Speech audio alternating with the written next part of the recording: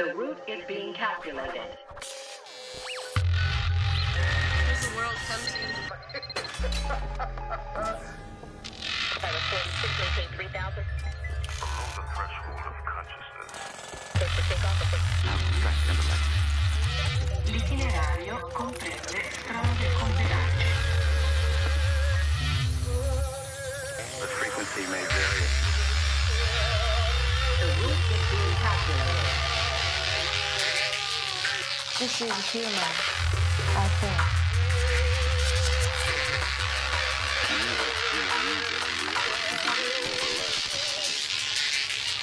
The route calculation is complete. Please proceed to the nearest road.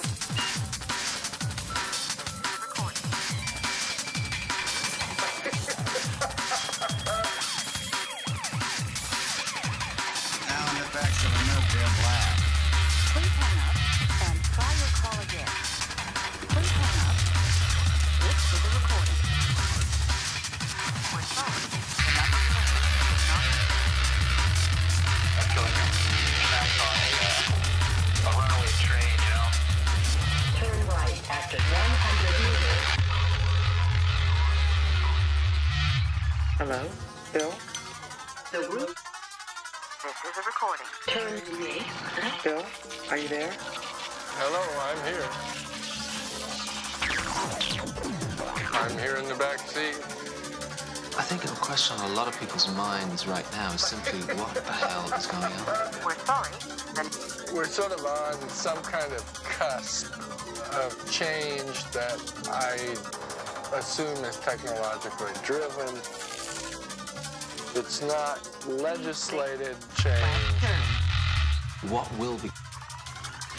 Turn right. What will become of us? You and me. It's just happening. We're in something. We're in something here, and it's out of control.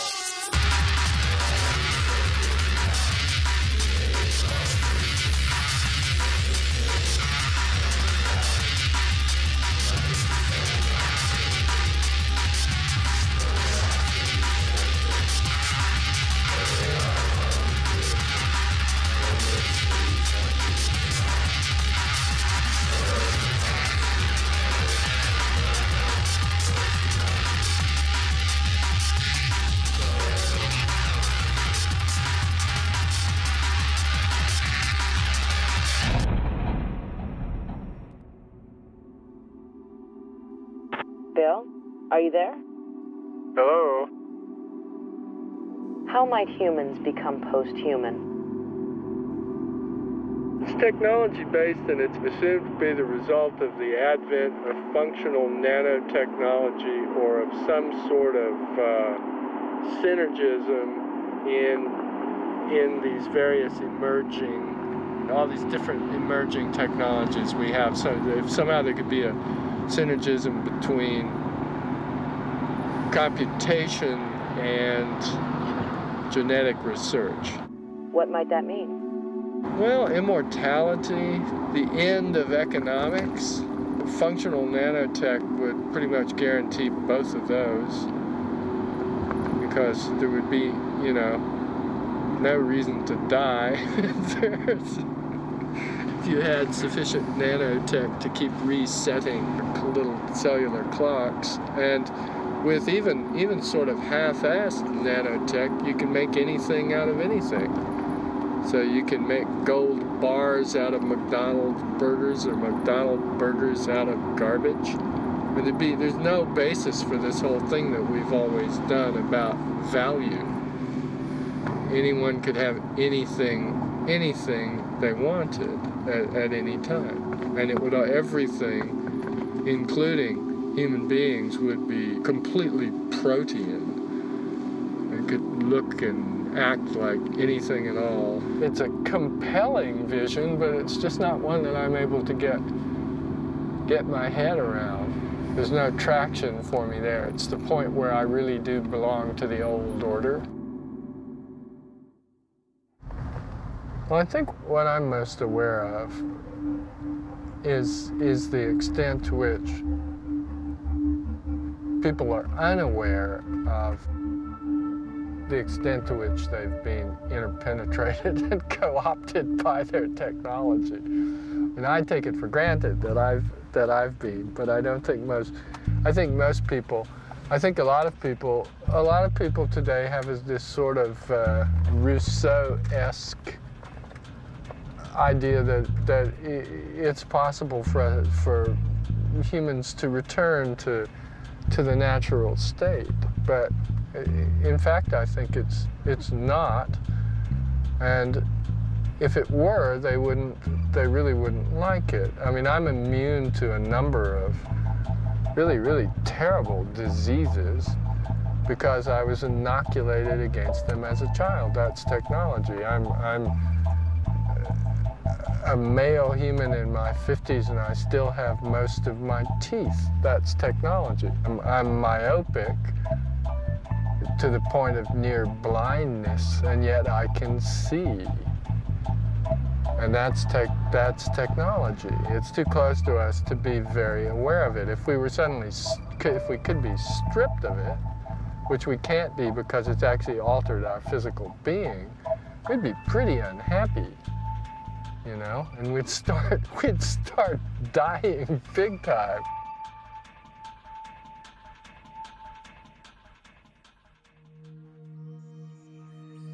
It's a strange thing. It may be a byproduct of what I do for a living, but I probably worry less about the real future than the average person.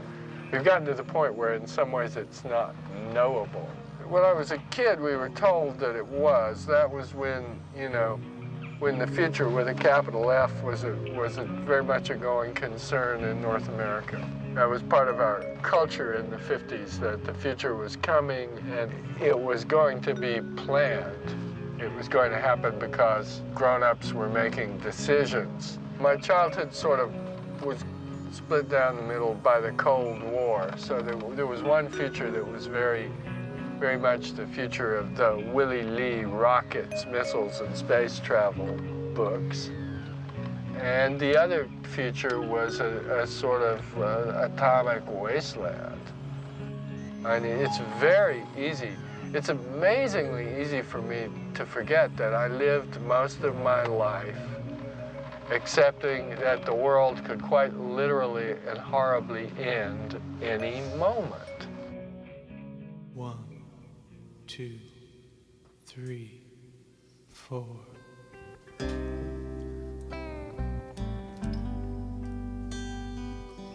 The only memory I have of a world prior to media is of standing in a peanut field on a farm in Tennessee, looking down the hill at a black 1950s, sort of late 40s panel truck driving along a road.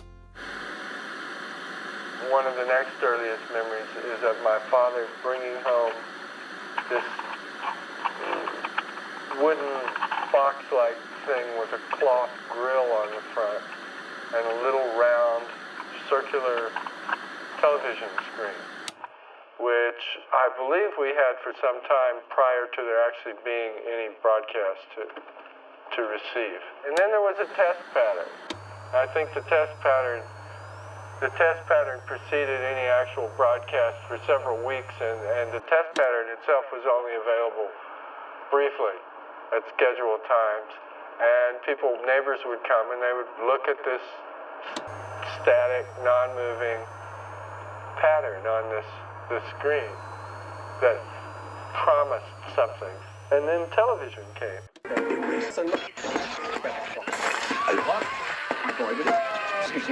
And again, it hammered. It's funny, I walked out of the Matrix last night and went to an ATM and got some money out of my checking account in Vancouver without even using a credit card, just using a bank courtesy card. And the ATM in Santa Monica told me exactly how much money was remaining in my account in Vancouver. And just for a minute, it struck me as miraculous. and kind of spooky. I had that feeling of, you know, that post-geographical feeling. I think we've been growing a sort of prosthetic, extended nervous system for the last 100 years or so.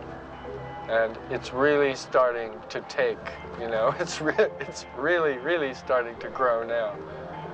We're dealing with something that has penetrated virtually every corner of the human universe now. It's increasingly difficult to find people who have not been affected by media.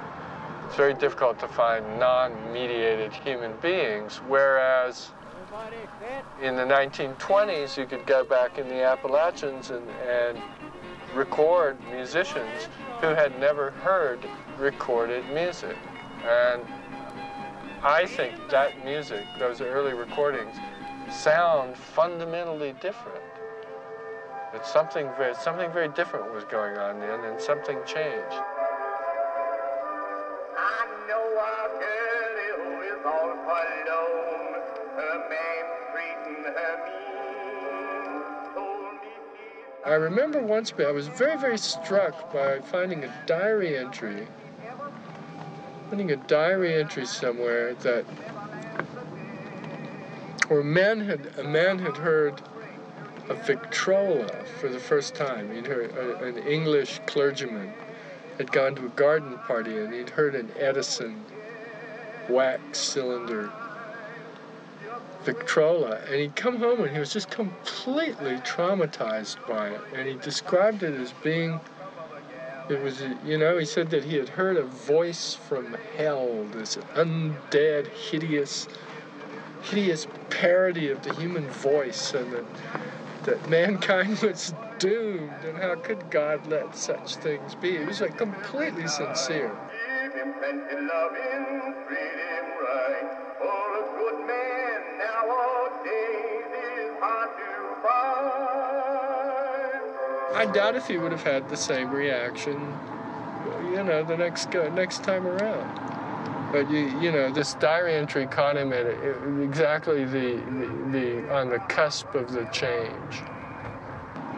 Like we don't find it extraordinary that we can hear the voices of the dead whenever we wish to. The non-mediated world has become a lost country. And I think that in some very real way, it's a country that we cannot find our way back to. The mediated world is now the world. We are that which perceives a mediated reality. I don't think it's possible to know what we've lost. We just have, I think there is a pervasive sense of loss and a pervasive excitement at what we seem to be gaining. And they seem, those two feelings seem to go together, or in effect to be parts of the same feeling. It's like Frederick Jameson's postmodern divine.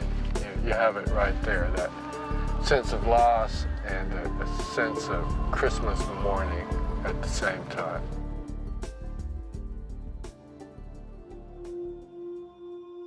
I think that most people, myself included, are most comfortable conceptually living about 10 years back from whatever point in time we've reached.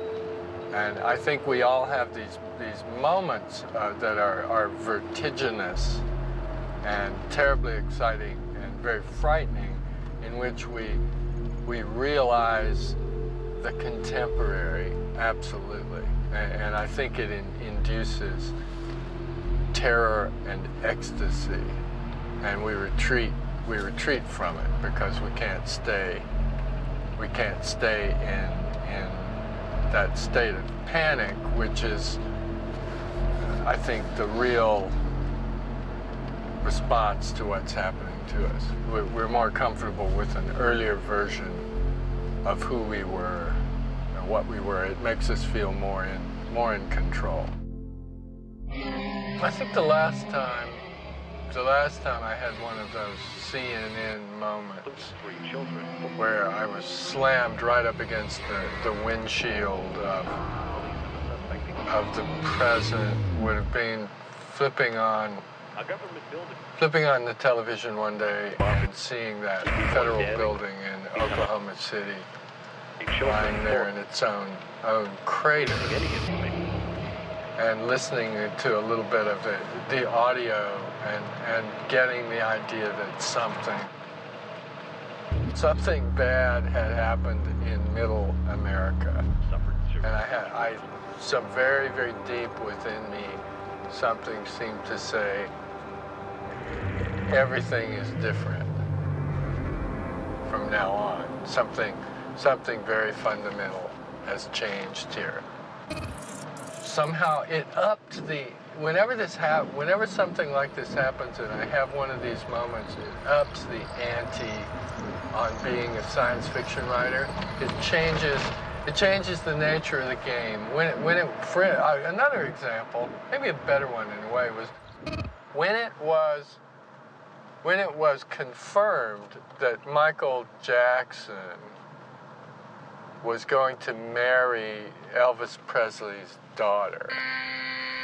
A good friend of mine in the States faxed me, and he said, "This makes your job more difficult." And I knew exactly what he meant, because a scenario that seemed to belong to the universe of the late Terry Southern was suddenly real. It's that truth is stranger than fiction factor keeps getting jacked up on us on a fairly regular, maybe even exponential basis. And I think that's that's something that's peculiar to our time. I don't think our grandparents had to live with that.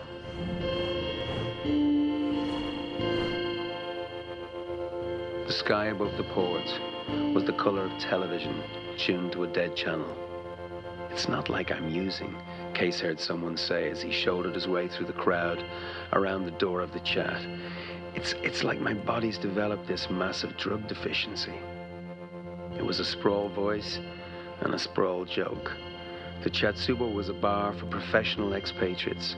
You could drink there for a week and never hear 2 words in Japanese. Rats was tending bar, his prosthetic arm jerking monotonously as he filled a tray of glasses with draft Kirin. He saw Case and smiled, his teeth a webwork of East European steel and brown decay. Well, it sounds good. It sounds like something that was written in the 1940s somehow. It really is kind of weirdly Chandler-esque. So what would you say now about that piece of writing and the man who wrote it? I don't know. I'd buy him a drink, but I don't know if I'd loan him any money. And I think of Neuromancer as being, in a good sense, an adolescent book. It's a young man's book. It was written, very young man's book, that was written by a man who was not very young when he wrote it, but who was sufficiently immature to still get back there and get a hold of that stuff. The bartender's smile widened. His ugliness was the stuff of legend. In an age of affordable beauty, there was something heraldic about his lack of it. The antique arm whined as he reached for another mug. It was a Russian military prosthesis, a 7-function force feedback manipulator cased in grubby pink plastic. "You are too much the artiste here, Case," Rats grunted. The sound served him as laughter. He scratched his overhang of white-shirted belly with the pink claw. "You're the artiste of the slightly funny deal." "Sure," Case said, and sipped his beer. "Someone's got to be funny around here. Sure the fuck isn't you." The whore's giggle went up an octave. Isn't you either, sister? So you vanish, okay? Zone, he's a close personal friend of mine. It's a world it's a world where there aren't families. It's, you know, it's the world of a young person going out into the wilderness of cities and sort of, in a way, creating a family.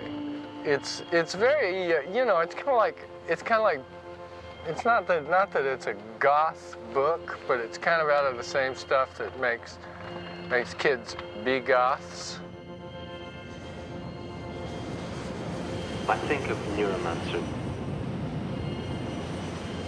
as kind of a rock and roll book. It's got everything. It's got the sex, it's got the drugs, it's got the sense of alienation. In that sense, it is truly rock and roll. As Case was picking up his beer, one of those strange instants of silence descended, as though 100 unrelated conversations had simultaneously arrived at the same pause. Then the whore's giggle rang out, tinged with a certain hysteria. Rats grunted. An angel passed. The Chinese, bellowed a drunken Australian. Chinese bloody invented nerve splicing. Give me the mainland for a nerve job any day. Fix you right, mate. Now that, Case said to his glass, all his bitterness suddenly rising in him like bile, that is so much bullshit. It owes a lot of its effectiveness as an experience to the fact that I didn't know what I was doing. It's a first novel, and I just had to put one foot after another. I was just terrified, actually, by it.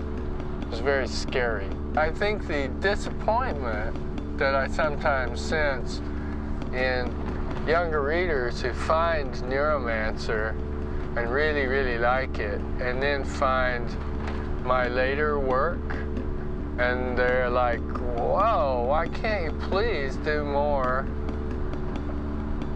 like this? And I have to say, well, I just can't, you know? I don't have access to that material now, and if I did, I would probably be in grave trouble. It just wouldn't be natural. It wouldn't be natural.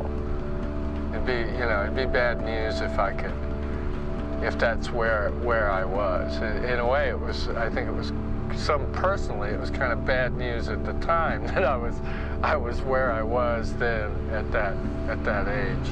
Initially, I had a lot of reluctance toward going for it, and I think that I still had that reluctance up until I met Bruce Sterling and was introduced through Bruce to some other writers who were trying to do something similar. And just having company, you know, a little fellowship went a long way.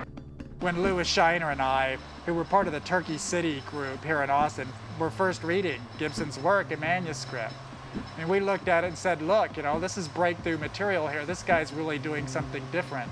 It's like we got to put down our preconceptions and pick up on this guy from Vancouver. It's the way forward. A hole had opened up in consensus reality. I mean, we just like saw daylight. When I was writing Burning Chrome, the short story that where the word cyberspace first appeared, I knew as soon as I had the opening scene that I actually had a completely original piece. In the early days when he used to send me short stories, I would send them around to people and I would give them copies of Omni that had his stories in them and send them to people and sort of seek out their response, and people were just genuinely baffled. You know, I sat there thinking, nobody's ever done this. I mean, they literally could not parse the guy's paragraphs. They could not make sense. You know, it's like What is it? What is it? You know, they didn't understand concepts like cyberspace, for instance. If there was a simulated space which was inside the computer, I mean, they literally could not get their heads around that concept. I mean, what was the problem? Are they hallucinating? Is it a real space? I mean, these just the sort of, just imaginative tropes which he was inventing and deploying were just beyond people's grasp. I met Bruce Sterling at a science fiction convention in Denver in the fall of 1981 and read Burning Chrome, the first cyberspace short story, to an audience of 4 people. Sterling, his wife, a friend of mine, and some baffled stranger. And it was like the most fun I think I ever had reading anything, because Bruce completely got it. We were aware that computers were a bigger social revolution in the making than space flight was ever going to be, or that robots ever had been. No one seemed to have noticed that there was a territory there. Yeah, when we were first hanging out with computer geeks, yeah, it was not something you spoke about in public. I mean, really, if you went to a party and started talking about your Apple II, people would walk off diagonally. We turned out to be great glamorizers. We were able to make computers glamorous. And of course, we weren't the only ones. I mean, once people caught on that was possible, you had Madison Avenue move into the job. AT&T hires people to tell people that now. It's, it's become a very mainstream message. I had a hunch that it was going to change things in the way that the advent of the ubiquity of the automobile changed things. It changed how we dressed, how we eat. These things affect everything. I mean, this was a supermodel among technologies. It was just a matter of spraying on this hairspray and slapping on some lip gloss, and this thing was going to walk. You know, they were going to be cute, they were going to be miniature, they would be designed, they would be adorable. You know, that the boundaries of the human body would be crossed.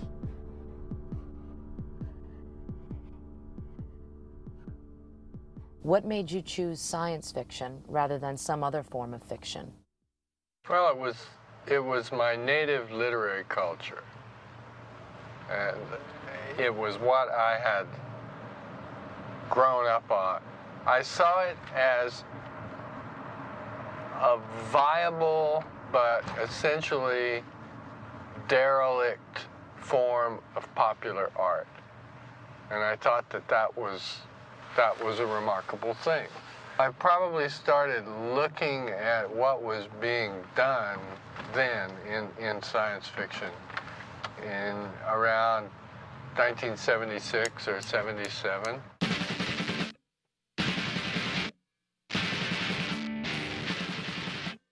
I saw an opening, you know. I thought, you know, I can fill the gap here. Maybe I can do something. Maybe I can do something with this. That was the conscious part of it. The unconscious part of it, I don't know. I know that it seemed a weird and pathetic thing to try to do. Were you still a student when you first got published? Yeah, I figured out that I could make a living or augment my living by being a student, which was possible in Canada at that time. If you could maintain a high enough grade point average, they were very generous. You know, they'd give you loans and then forgive them. And, you know, in fact, I wasn't even really studying. I was just maintaining a grade point average of reading books. You came to Canada to dodge the draft, didn't you? Well, I had a peculiar experience with that. I had gone in and basically told them the truth. I told them that my one ambition in life was to take every mind-altering substance that existed on the face of the planet. And I just went in and babbled about wanting to be like William Burroughs. That seemed to do the trick. That and the fact that I promptly, you know, within a week or two, exited the country for several years. You know, I was very, very lucky in the timing of that, because if I had turned up at an induction center 2 years later with the same line, they would have said, "Don't worry, son, we'll make a man of you." And they wouldn't even have let me back out the building. And I went home and bought a bus ticket to Toronto. But I don't like to take too much credit for that having been a political act in the sense that political acts are sometimes understood. It had much more. It had much more to do with my wanting to be with hippie girls and have lots of hashish than it did with my sympathy for the plight of the North Vietnamese people under U.S. imperialism. Much more to do with hippie girls than hashish. Consequently, when I got to Toronto, actually, to my, I think, chagrin somewhat, I found that I really, really couldn't handle hanging out with the American draft dodgers. There was too much clinical depression. There was too much suicide. There was too much hardcore substance abuse. They were a traumatized lot, those boys. And I just felt like I felt frivolous. Toronto's Summer of Love was up there with San Francisco's, I would imagine. It was really quite a party. Sort of an alternative mode of perception. Most of the people, I suppose really everyone that I counted as a close friend, seemed to harbor the unspoken assumption that everything that had gone before us was ending. It was really a very millennial time, far more millennial than this last year of the century. What did you think was ending? The straight world. I think that's what I would have told you at the time. But the straight world didn't end. The straight world and the other world bled into one another and produced the world that we live in today. Drugs were absolutely central to that experience, but they weren't essential. They weren't actually essential to it. I only know that in retrospect. At the time, I'm sure I would have said that they were, ingesting the right chemical was absolutely essential to the experience, but in retrospect, no. It was simply a matter of being there and being somewhat open to possibilities. What you couldn't have told me at that stage in my life, what I couldn't have told me at that stage in my life that I've subsequently come to accept, is that all any drug amounts to is tweaking the incoming data. And you have to be really incredibly self-centered or pathetic to be satisfied with simply tweaking the incoming data.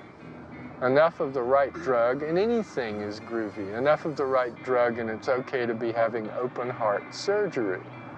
Well, who wants that? My experience has been that beyond a certain point, there's only pathology. You're not dealing with a personality anymore. You're dealing with a kind of hardwired pathology. You're dealing with a chemical entity, a neurochemical entity.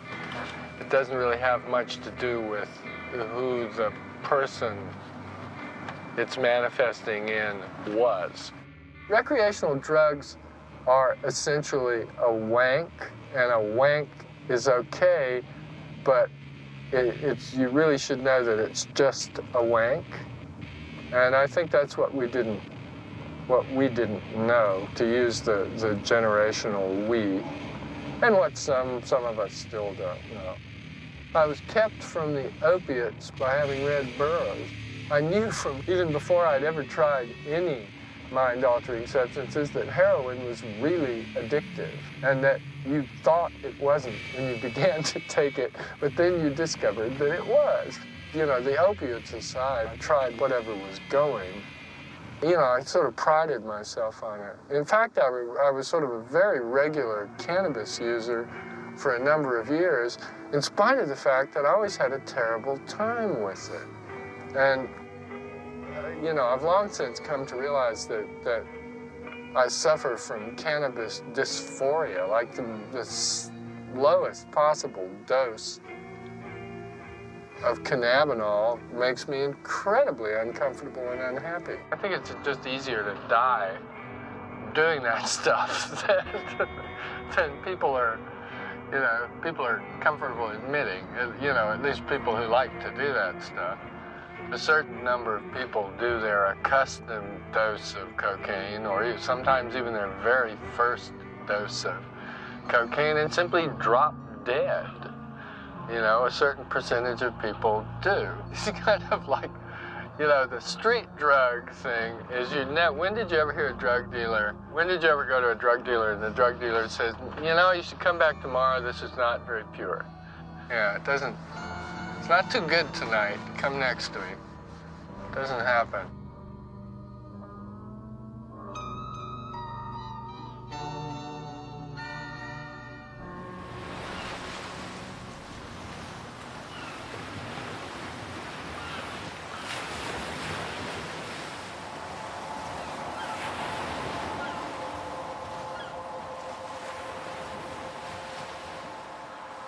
Where are we? This is Myrtle Beach, South Carolina. The closest thing to a city near where my parents were living in a beach house when I was born in 1948. This was a farm that my parents had rented, I believe, while my father's construction company put in a lot of the civilian sort of workaday plumbing around the Oak Ridge Atomic Project. My father was working there during the production of the bombs, I believe. Army Jeep of some kind. This is in Virginia Beach or nearby, which is where I lived just prior to my father's death in 56.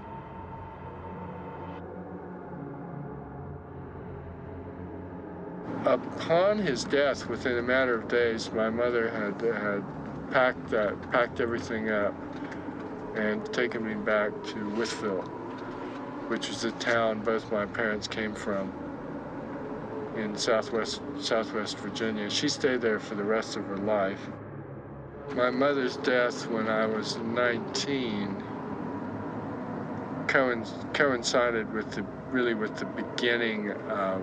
beginning of what we think of as the 60s. I was in a boarding school in Tucson, Arizona, and we would see the people coming and going from San Francisco. You know, you couldn't miss them, really. There had never been people in America who looked like that, and they looked like they were having a pretty good time. So, you know, I knew already that something was going on. No one had given it a name yet.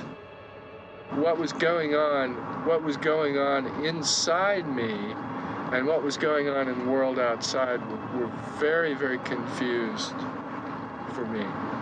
I had no way of sorting those things out. You know, it just seemed like the inside of my head was going off and the outside was going off as well. I know I became very, very isolated for a long time. I mean, I really do think, I mean, maybe it's just a middle-aged thing, but I'm inclined to think that I was crazy at some level for a long time. But it's only become apparent to me relatively late in life. And And it's only become apparent because I no longer feel that I am crazy. What makes you anxious these days? I think the thing that makes me most anxious at this point in my life is the thought that I might not be able to become as honest with myself as I would like to become. Because I think that more real is always better, but it's not necessarily given to us as individuals to always be more real. I'm not a didactic writer, I hope. There's nothing I want less to be than someone couching a conscious message in prose fiction. But I think one of the things that I see when I look back at my earlier work is a struggle to recognize and accept that the heart is the master and the head is the servant, and that is always the case, except when it isn't the case, we're in deep, deep trouble. And we're often in deep, deep trouble. So that's the way it starts to look to me now when I look back at it. But I wouldn't have been able to articulate that 20 years ago. Ladies and gentlemen, there is no cause for alarm. Did you read William Burroughs' last piece? Yeah, I thought that was absolutely extraordinary. It was so wonderful that I almost didn't believe it. It was so much what I would have wanted his last words to be. Burroughs' death was something that I had anticipated for many, many years as being, I didn't know what would happen to me. It's, in some way that I can't explain, he was just terribly, terribly, terribly, terribly important to me. But when he went, it was okay. I mean, I was okay. It was okay. I just felt okay. That's like, it's okay. He's gone.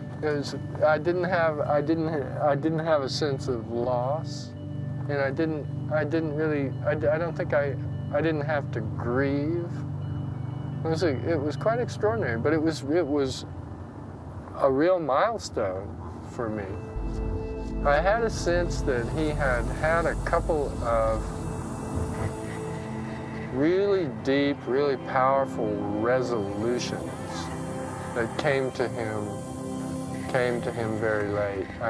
One piece of his I read, he spoke of, no, it might have been an interview, he spoke of going into a sweat lodge ceremony, or possibly a series of them, and being relieved, finally, of that which he had always referred to as the ugly spirit.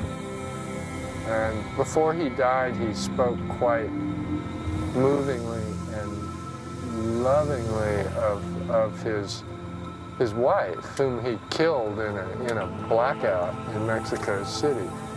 And he seemed to have come to terms with that. And it just seemed that at the end of his life,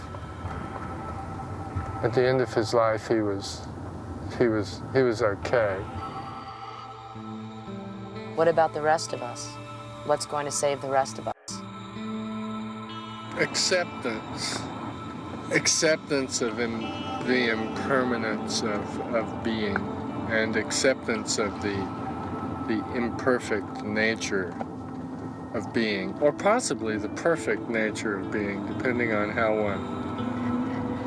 one looks at it. Acceptance that this is not a rehearsal that this is it. this is the deal. This is your life. Basically, I don't know. I find I'm, all the fridge magnets of the new age have a certain kernel of truth in them, I think. What about religion? I remember consciously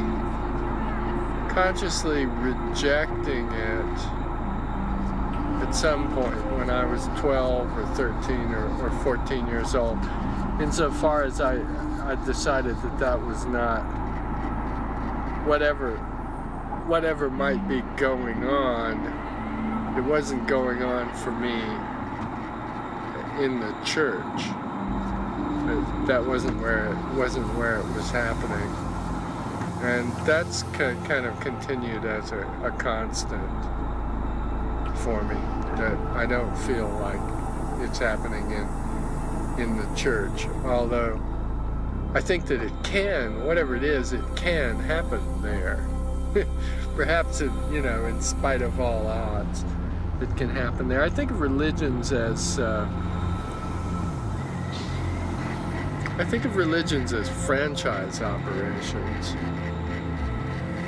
sort of like chicken franchises, but that doesn't mean there's no chicken, right? It's difficult to articulate. Actually, by the time you get it reduced to something, that you can talk about, you don't really have anything. I mean, language is such an extraordinary thing, but at the same time, it's just like big monkeys standing up and making noises that sound like God. Like what does that convey? What's happiness to you? I think happiness is being in the moment, and not living in anticipation and not living in recollection, but being in the moment, which is, sounds very simple, but the actual practice of it can become incredibly complicated. And I don't think anyone really achieves it with any constancy.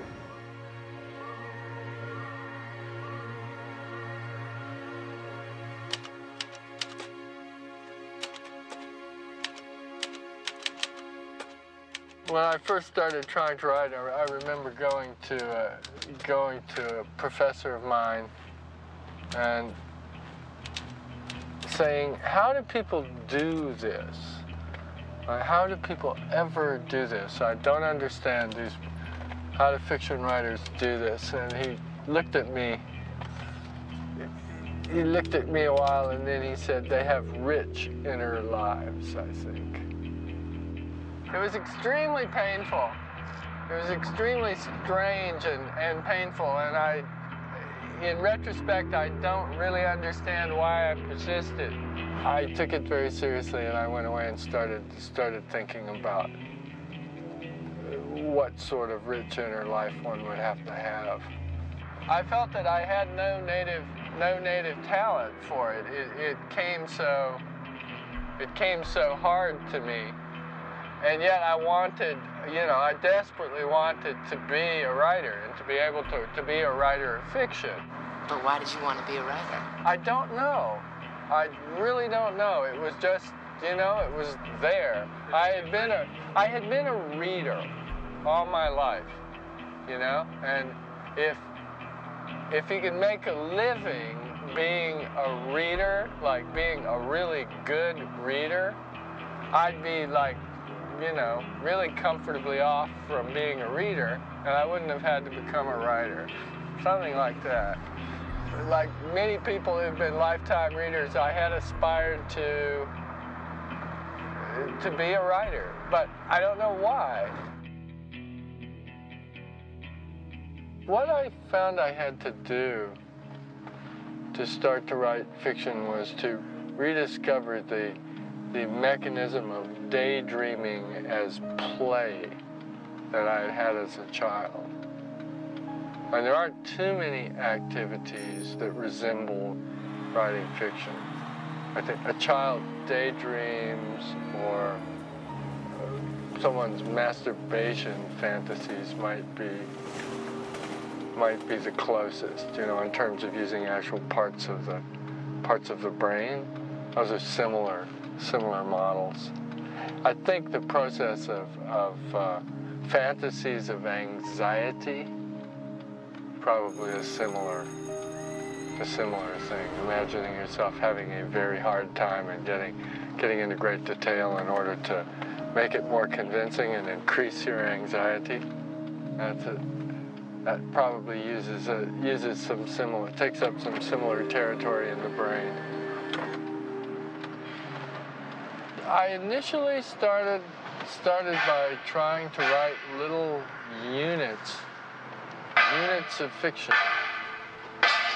And I remember, you know, laboring for months on end on an opening sentence and being very frustrated with it, and finally getting this very long and over-elaborated sentence which went nowhere. It was something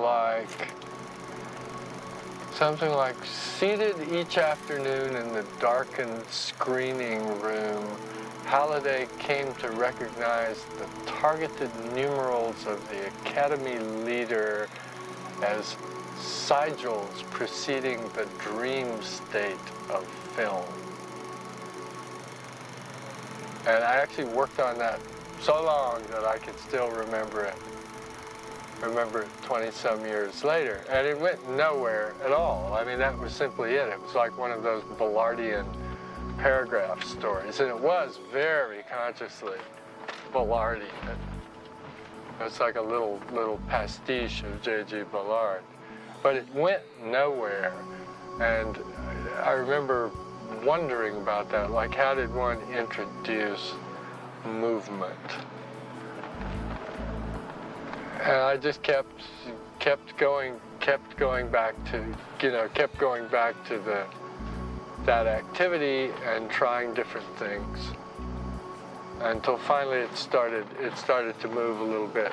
What I did with movement, because I became so frustrated with my inability to physically move the characters through the imaginary narrative space, that I actually developed an early form in my fiction, a sort of early form of imaginary VR technology that served in, that sort of covered my ass in terms of not being able to move the characters because they could simply change channels. And it was some sort of recorded memory technology. And all they had to do was switch tapes and they'd be in a different place. And I was spared the embarrassment of demonstrating that I didn't know how to get them up and down stairs, in and out of vehicles at that point. So in a way, that sort of invention began out of necessity and inexperience. But it opened up interesting territory.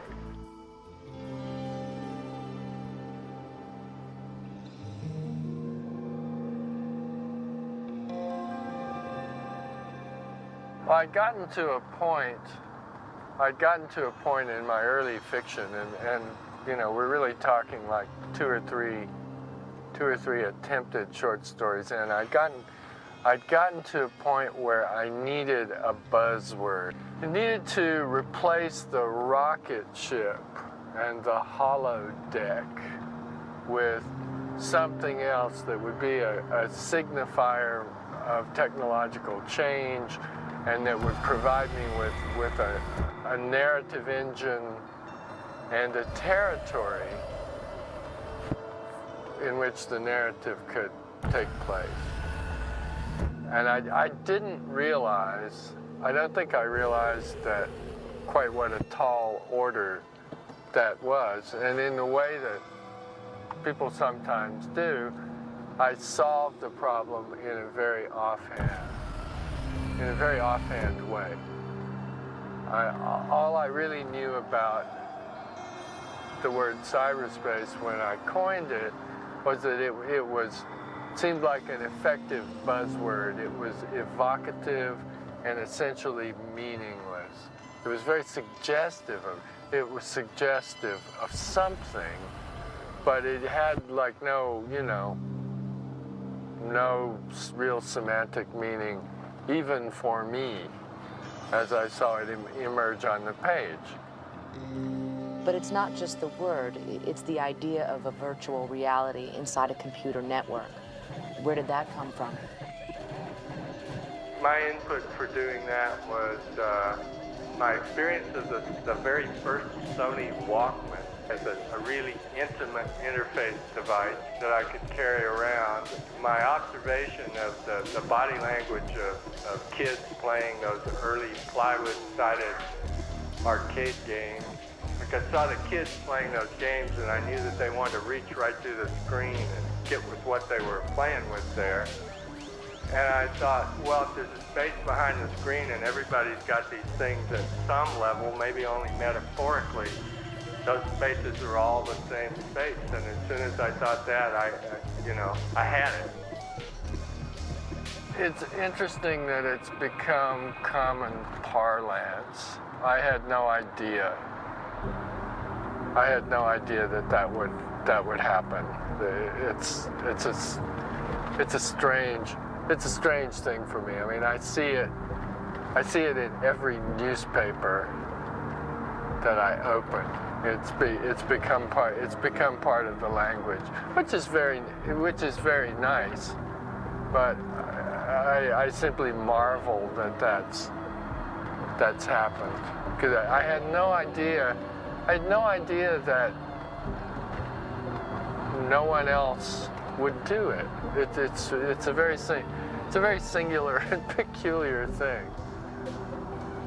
Cyberspace one day might be the last usage of the prefix cyber, because I think cyber is going to go the way of electro. We don't use the prefix electro in pop cultural parlance much anymore. Electricity being taken for granted that most things are electrical.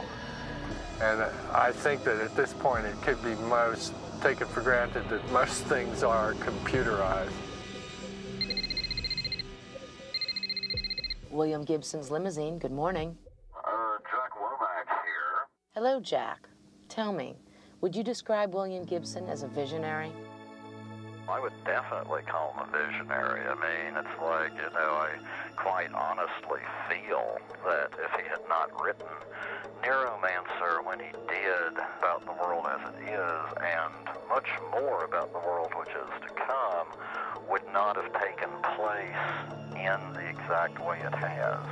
We would have computers, we would have the internet, we would have cyberspace as it presently exists, but I think if so many people who weren't in computers at that point, they're working away on their programs, writing away on their designs, thinking up what might be done with this new media. If they hadn't read Neuromancer and thought, boy, what a cool idea this is, let's see if we can't make it happen, I'm not sure that precisely things would be happening in the same way. So it was less about predicting and more about affecting the shape of things to come. He and I have talked about that, and he told me, he said, when I first thought of cyberspace, I thought of it as a metaphor. And then Neuromancer came out, and everyone said, oh, dude, this is very cool, and took it seriously as, something beyond just the fashion to wear for that season. They just took it as something very, very real. Initially, it was just like a literary conceit. I've always been marketed as your hot ticket to the future. And because I've been so uncomfortable with that, I've had to, I devote a lot of time to attempting to debunk my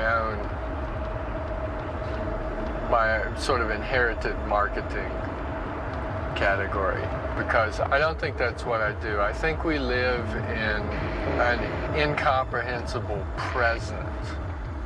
And what I'm actually trying to do is illuminate the moment and make the moment accessible. I'm not even really trying to explain the moment. I'm just trying to make it accessible.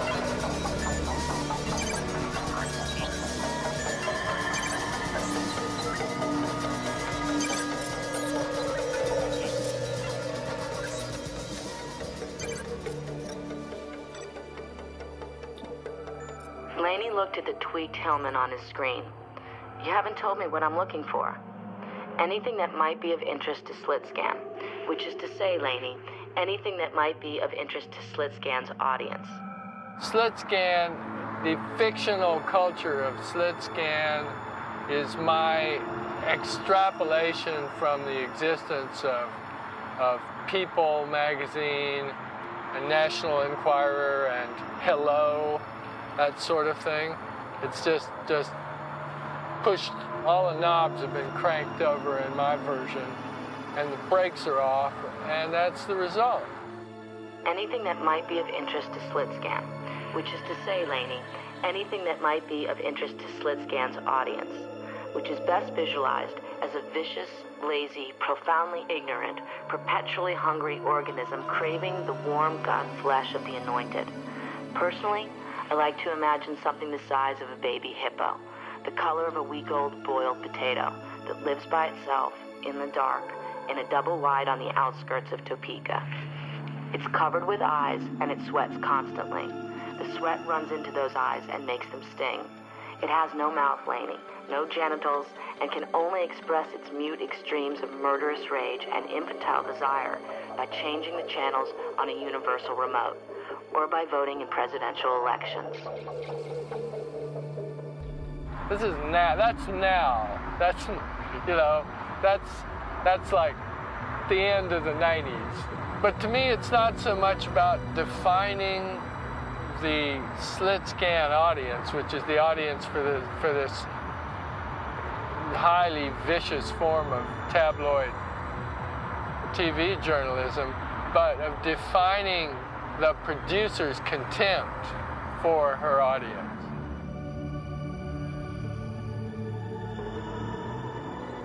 What do you find yourself focusing on these days?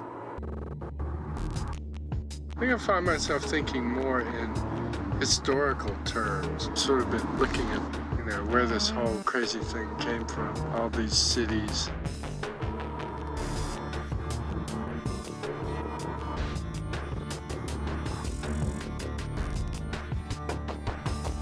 I think I'm unhappiest in cities. And they don't impress me generally at all. They really fascinate me.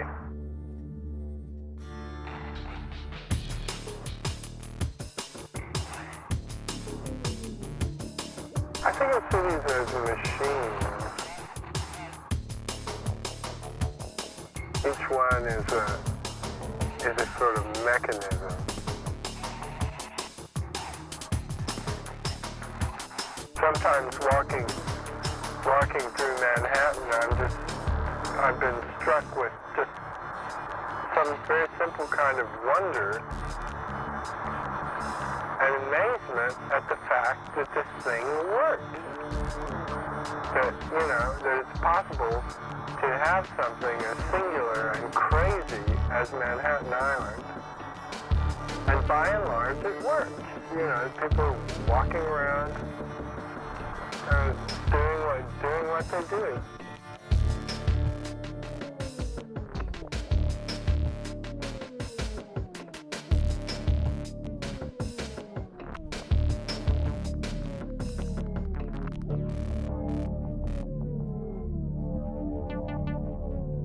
Have you been to Detroit?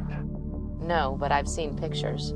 The urban core, you know, the skyscraper core of Detroit is empty. It's a ruin. It's a complete ghost town. Someone proposed several years ago that the place simply be allowed to fall apart, and that it would be the American Acropolis. And of course, the good burghers of Detroit flipped out and said, "You can't do that. The downtown is coming back. You gotta have faith. We have this beautiful city." But they can't get anybody to live there. There's nobody after dark but a few homeless people and some deer that have wandered in from the country. It's like the city's turning back into countryside there. I find this a pretty haunted neighborhood. All these big cinemas turned into wholesale jewelry stores. This was all very grand in this sort of 1911, 1920s.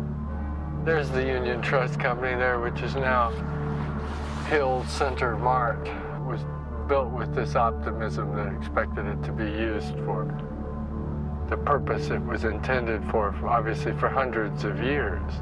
And the building is still hanging together perfectly well. It's just that Union Trust has long moved on and migrated to cyberspace, probably.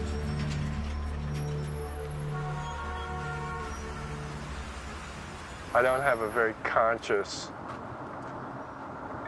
creative process at all.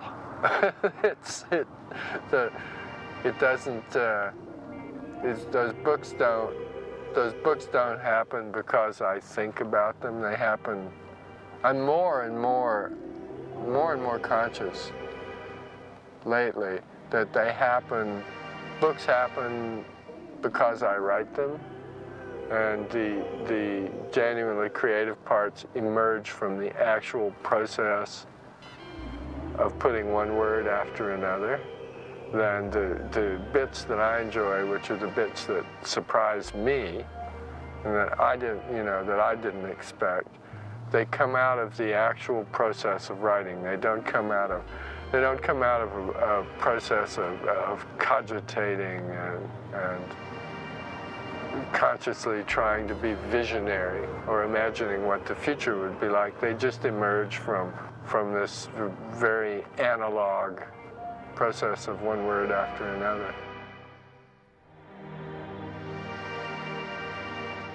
I feel that if I'm doing my job, if I'm doing the job that I'm supposed to do, I will not be in control of the narrative.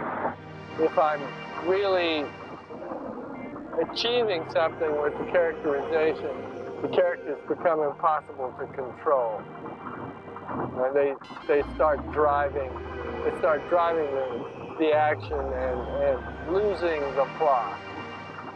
I have to make a deal with myself that I'll turn up and make a real effort to see if there's any incoming mail. But there are times when the process just remains closed to me, and it won't happen. And the conscious part of me, the part of me that's talking to you now, is not really that which writes those books. I mean, the books are written by me. The books are written by the guy who's talking to you now in collaboration with his unconscious. And I don't have reliable access to my unconscious all the time.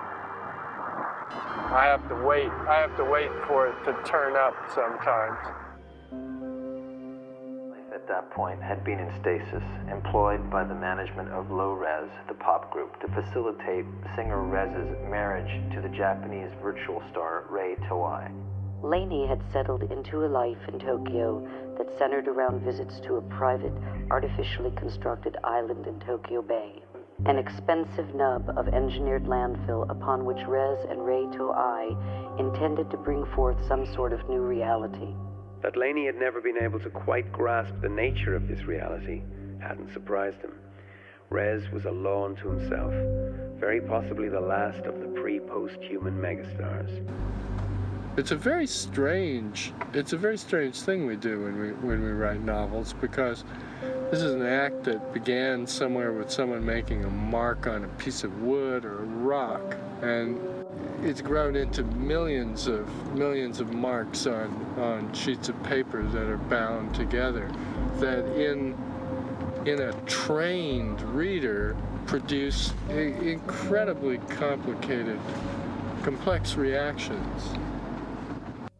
And Laney fell in love with her, although he understood that she'd been designed for him and the world to fall in love with, as the amplified reflection. As the amplified reflection of desire, she was a team effort.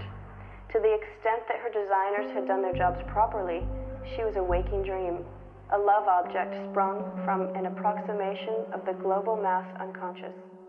If there's been any visualization of a text of mine, a film or comic book or even an illustration, I'm always struck by the innocence with which some readers will say, but that isn't what it looks like.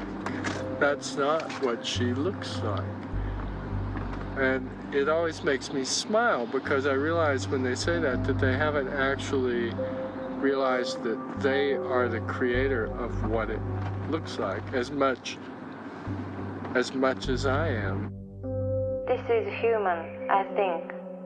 This is human, I think, she said. When pressed, this is the result of what you are, biochemically, being stressed in a particular way. Being stressed in a particular way. This is wonderful. This is closed to me. Writing is inherently a collaborative act, because the recipient of the writing will create an inner world according to whatever they're bringing to the text. Anna has set up her cam. Anna is a singer and performance artist.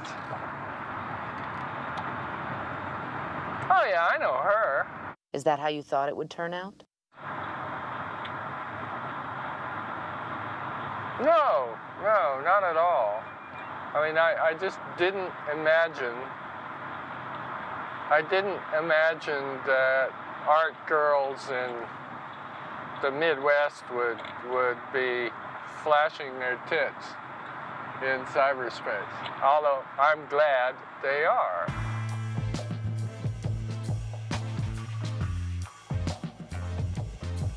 I was in New York, and we were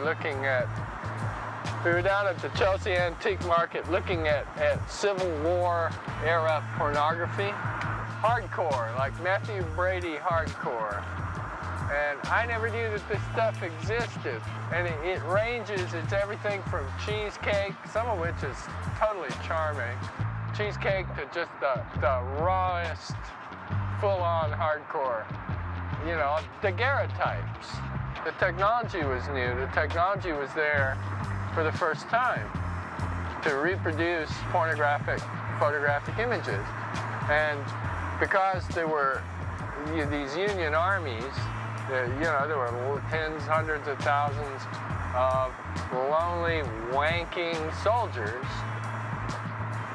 marching across the United States. So, the American porno industry was born there, I suppose.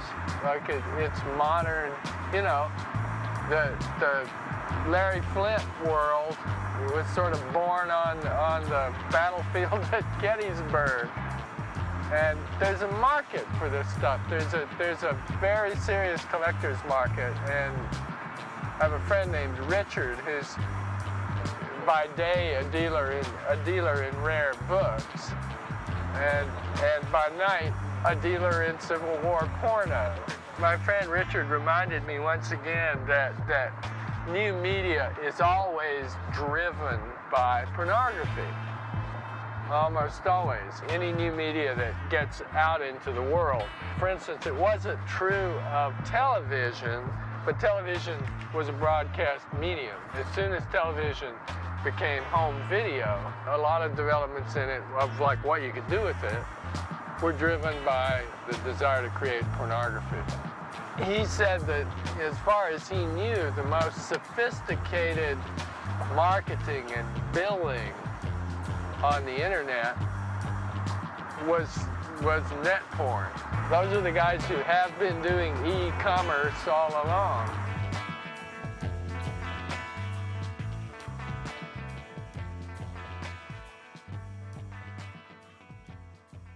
A couple of years ago, Bruce Sterling came up with a scenario in which it was discovered that there was no viable way to make money, really make serious money on the web. And the web would become a sort of ghost town. And it would be re-inherited by the sort of crazy people who were there in the first place. The corporations would all go home and it would all be a sort of giant ghost site.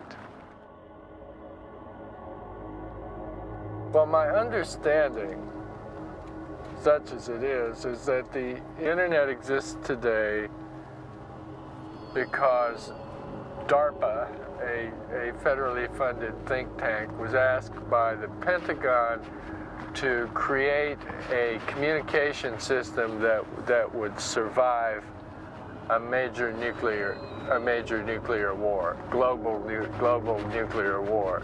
And DARPA came up with the idea of connecting the mainframe computers, existing mainframe computers in universities in the Western world, in a switching system that would allow the communication to be carried around problem areas, say a Chicago that no longer existed. And if this switching was sufficiently fast, they'd be able to communicate right through the event of the nuclear war, regardless of which cities were being vaporized. So these university mainframes were connected, and what we know today as the internet grew out of that as a completely unplanned side effect. And I rather believe that if that side effect could have been foreseen, the people who ordered those mainframes connected would have had second thoughts, because it will eventually bring about their extinction. To a large extent, it will bring about the extinction of the nation state as we know it. And that is an unplanned impact of technology.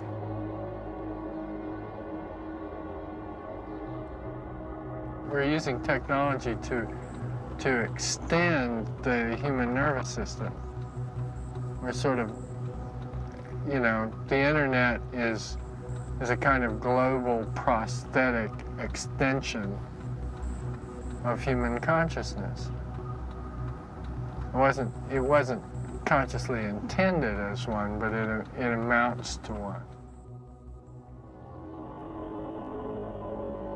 The internet, if one could see its totality, I think would be a very profound expression of what it is to be human today.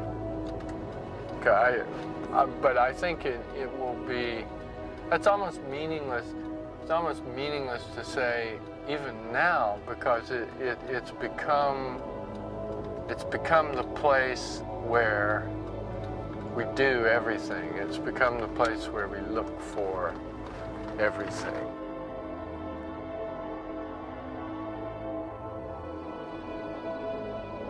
We're doing something new here. It resembles some things we've done before, but it's different. I think it's probably as big a deal as the creation of cities.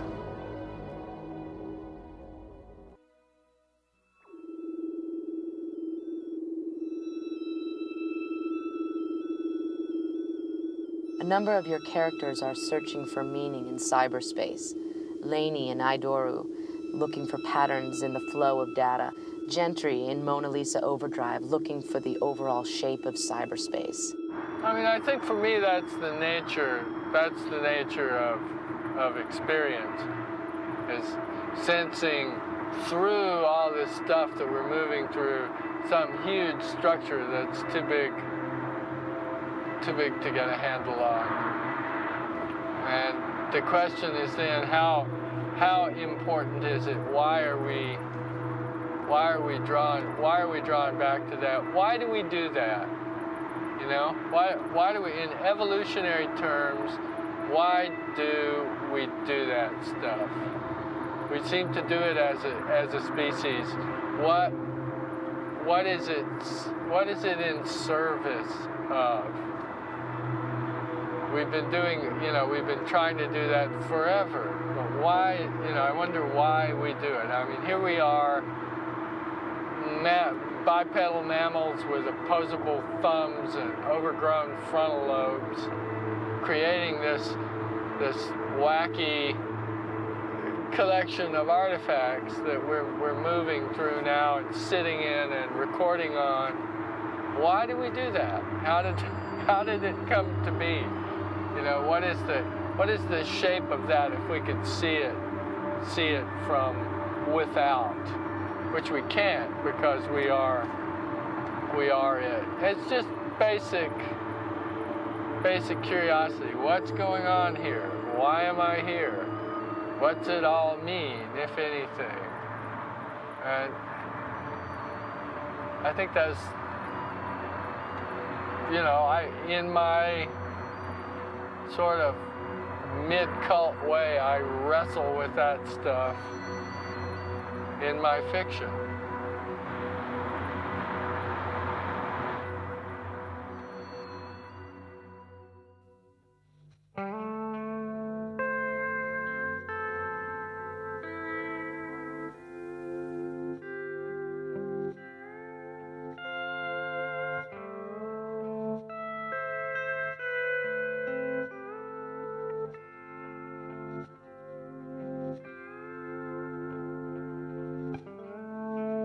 When we were only several 100,000 years old, we built stone circles, water clocks. Later, someone forged an iron spring, set clockwork running, imagined grid lines on a globe. Cathedrals are like machines defining the soul. The bells of clock towers stitch the sleeper's dreams together. You see? So we've always been on our way to this new place. That is no place really, but is real. It's our nature to represent.